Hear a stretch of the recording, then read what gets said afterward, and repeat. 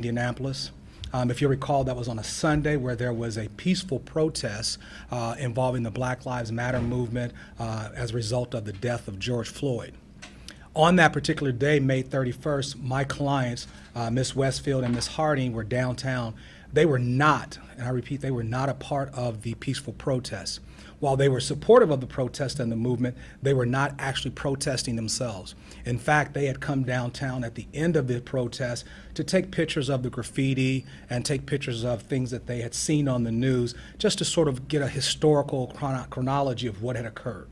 They were using their personal cell phones to videotape what was called live streaming on Facebook, as well as to take video and still photographs of different things they'd seen downtown, boarded up buildings, graffiti, and some of the protesters. They were notified at some point while on the circle that the curfew was about to take effect that had been implemented by Mayor Hogsett. They began walking away from the circle, found themselves at the intersection of Meridian and Washington Street, there on what would have been the northeast corner. While on the northeast corner waiting for the traffic light to change, Ms. Harding and Ms. Westfield were headed to the vehicle owned and operated by Ms. Harding, which was approximately 25 feet away across the street. While standing there, several IMPD officers approached them in a very aggressive manner, in fact speeding in their cruisers, slammed on their brakes at the intersection, and immediately exited their vehicles and announced that they were under arrest for violating the curfew.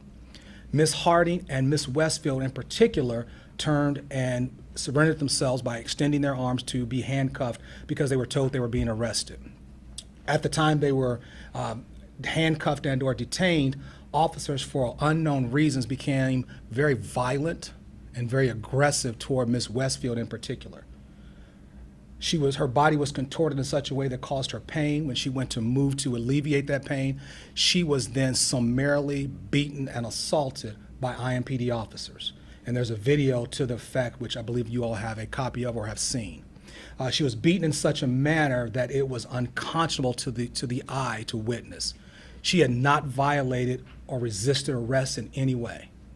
While she may have violated the spirit of the curfew, she violated the actual curfew, not the spirit, she was actually headed to leave downtown. She was then, a sergeant who had detained her had commanded his subordinates to assault her with pepper balls and beat her relentlessly with clubs.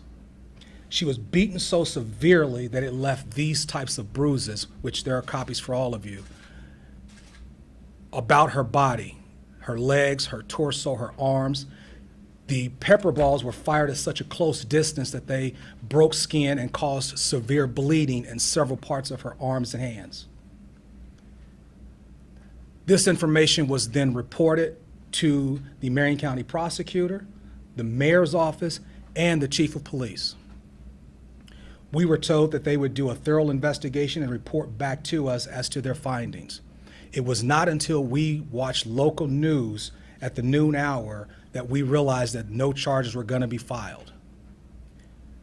I submit to the community that if you've seen this video, would you accept law enforcement beating an unarmed citizen, a 21-year-old female, leaving such damage to her body that we as a community would accept that as a communal standard, that innocent men and women in our community could be summarily beaten with billy clubs? A viewing of that video reminded me of the 1964 Birmingham, Alabama race riots. And the only thing missing from the 1964 Birmingham, Alabama films that I've been able to see throughout my life, the only thing missing between that and what happened on May 31st was water hoses and German Shepherds. It was unconscionable that these NFL linebacker-sized IMPD officers attacked small, innocent women and beat them with clubs and fired pepper balls within 2 feet of their persons, causing such damage that it broke skin and they bled. We're equally disappointed in the Marion County prosecutor for their lack of transparency. We're disappointed in IMPD for their lack of transparency and addressing these issues. And it's for that reason that my clients have sought me out to file a federal lawsuit to get redress, not necessarily in a personal capacity, but to bring these kinds of actions to the attention of the citizens of Indianapolis and ask, is this what we expect from our law enforcement? Are we going to stand by and allow them to use revisionist history to go back and explain away causing this kind of damage to a 21-year-old female who had done nothing wrong? With that, I'll open up for questions. Ivory, can you guys? Well, I'll be doing all the, I'll answer all the questions. Prior to the incident where she was hit with the batons, Ivory was seen in the video with her hands behind her back and being complying with the officer's wishes, and then all of a sudden starts to break free. What prompted her to start to break free? That is an excellent question. It is our belief and contention that the officer, the sergeant that we are speaking of in this case, he caused all of the incidents that were to precipitate these events. And what I mean by that is his direct actions by taking Miss Westfield's arms and contorting them in such a way to cause her pain when she had done nothing to resist his efforts. And you are absolutely correct in my estimation. If you watch the video with plain eyes, she does nothing but be compliant with him. She's standing there, she's not moving, she's not using verbal language, she's simply complying with his orders. And it has, for some reason unknown to us, he then takes her arms and starts to contort her wrist, elbow, and shoulder in such a way to cause her pain. She then, in a natural reaction, moved away to adjust her body to alleviate said pain. And it was at that point, that particular sergeant used the words, hit her. And then instantly, she was pelted with pepper balls. She was then called a resistor by one of the officers who fired pepper balls at her, and instantly she was then severely beaten with nightsticks and billy clubs. And Ms. Westfield, you're seen in the video being pushed back. Is that correct? Say that one more time. Ms. Westfield, or not Ms. Westfield, Ms. Hardy. You're in the video being pushed backwards. What were you saying to police that right before they pushed you back? And again, I'll answer all of those questions. What she said to the police, because of her knowledge of Miss Westfield's actions and activities within the hour preceding that event, her knowledge of what was going on at that moment, she asked the officers, why her? And the intent of the question, why her, was she'd done nothing wrong. We had done nothing wrong. We were walking to my car. We were standing here. When you indicated we were under arrest, you being the same sergeant, we complied. So why are you beating her? That was the intent of her question when she makes the statement in the video, why her? Do you think it also went to the extent, because clearly when you look at the video, you see both of these women who did not know each other there to basically help one another to provide the other with the ride home per se. But you see this black woman getting beaten and hit with pepper balls as opposed to the other. That question has been raised, and I've seen, and we've received those questions through social media. I'll take this position. I am not aware, and I'm not armed with any knowledge that would lead me to believe that she was targeted because of her race. She was targeted, in our estimation, because the sergeant said, hit her. He directed his subordinates to attack her, and they did so in a violent and unconscionable manner. At that one point when he said those words, what were the exact actions that were taking place involving Miss Westfield? At that moment, the actions of Miss Westfield were nothing more than trying to alleviate the pain that the sergeant caused her.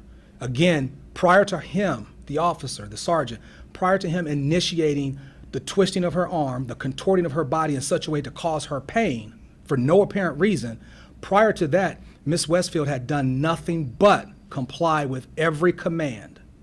Do we know if there was any interaction with officers prior to what we see on the video? In fact, we do. Miss Harding had been live streaming for more than an hour prior to the event, and in her live streams that were shown on Facebook, they actually had pleasant interactions with IMPD officers. They had actually questioned one of the officers as to his thoughts about the peaceful protest.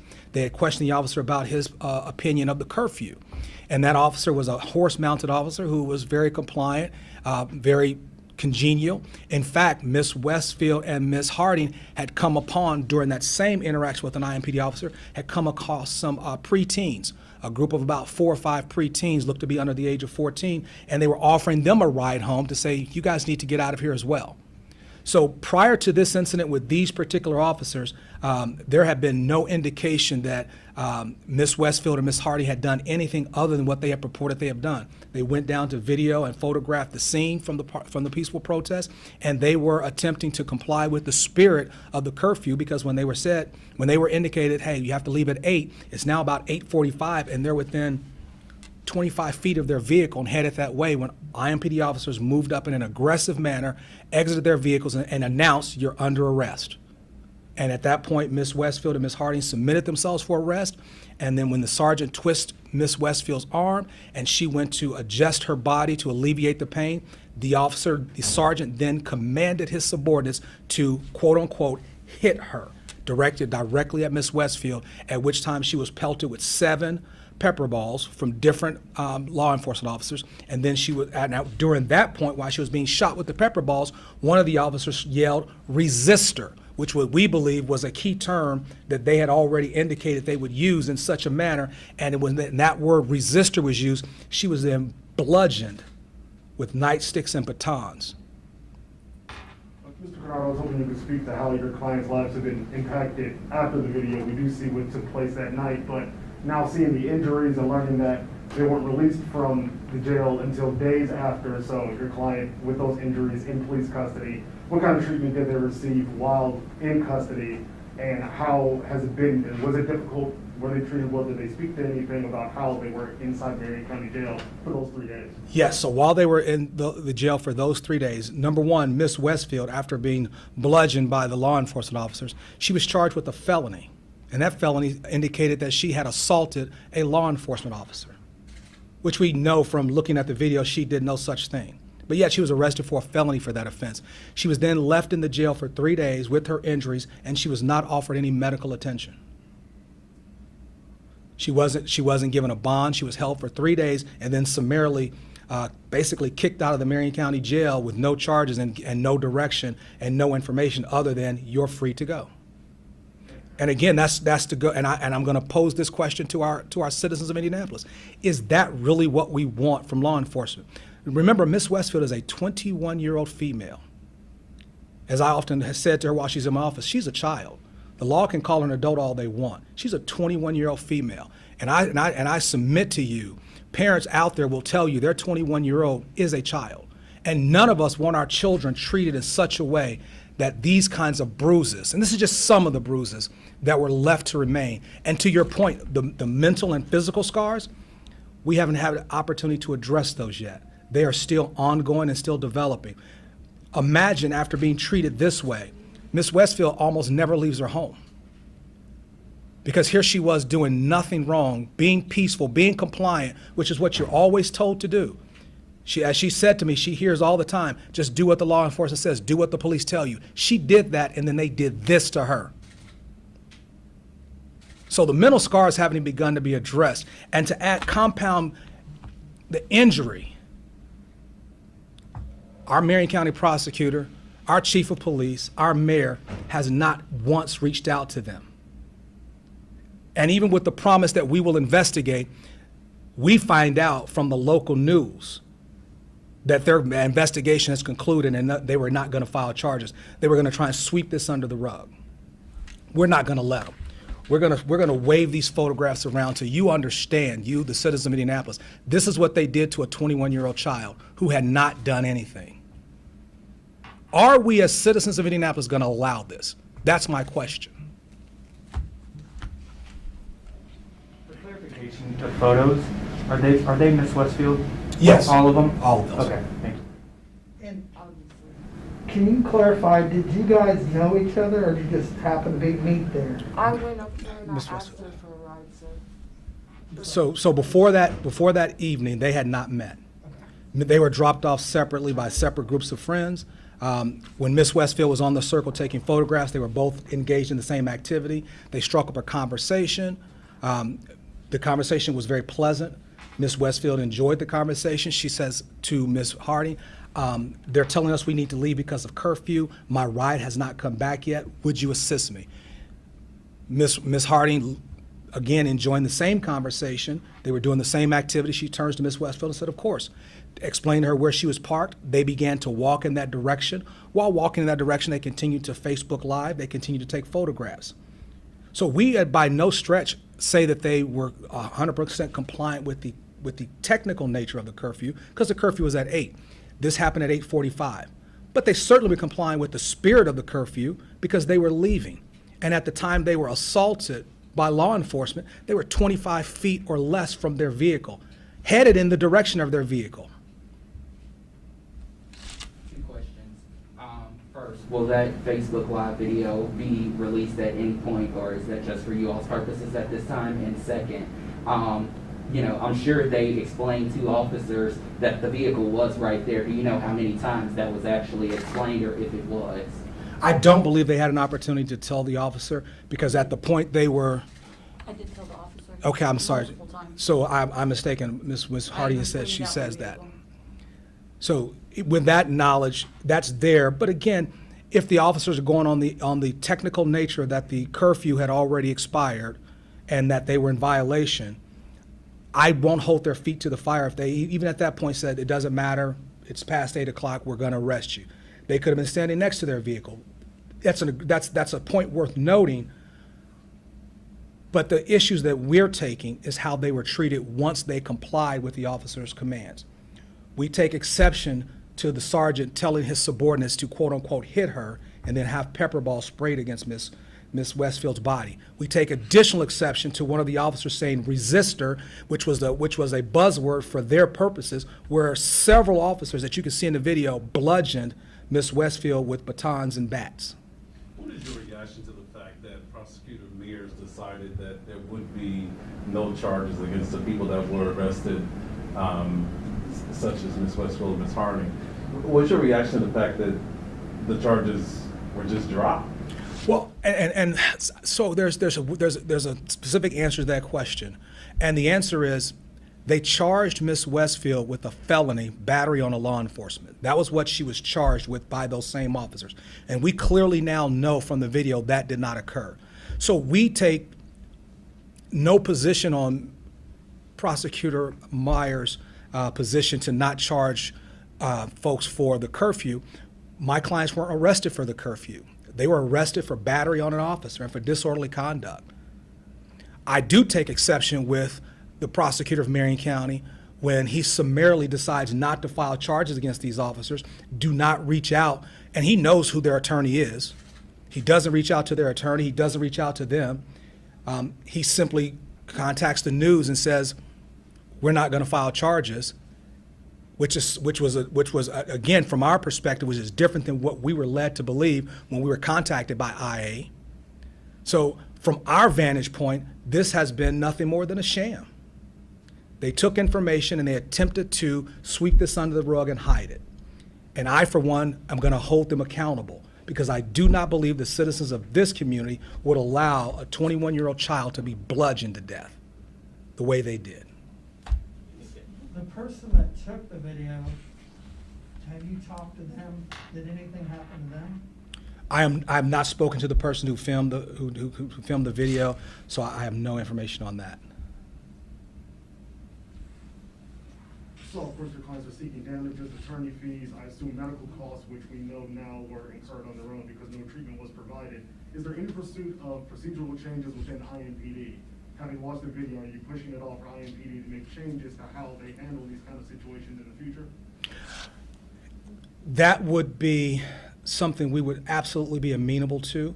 At this point, we're not sure what their position is because, again, IMPD has chosen to operate in secrecy rather than transparency.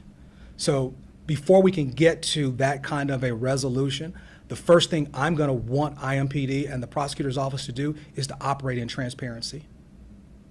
And until they do that, there are no resolutions that we can seek where we come to terms. Let's start with operating with transparency. Do not hide this kind of conduct from the citizens. You know, they want citizens to hold law enforcement with reverence and respect, but then this is what law enforcement does to those same citizens who hold them with reverence and respect, which is what my clients did on May 31st. Did Ms. Harding videotape that? The incident? She did not. And to be clear, that video you're talking about is Wish TV's video, it's my video. That is what I understand. Yes, that's what I understand. Thank you all. If there's no further questions. All right, thanks, guys.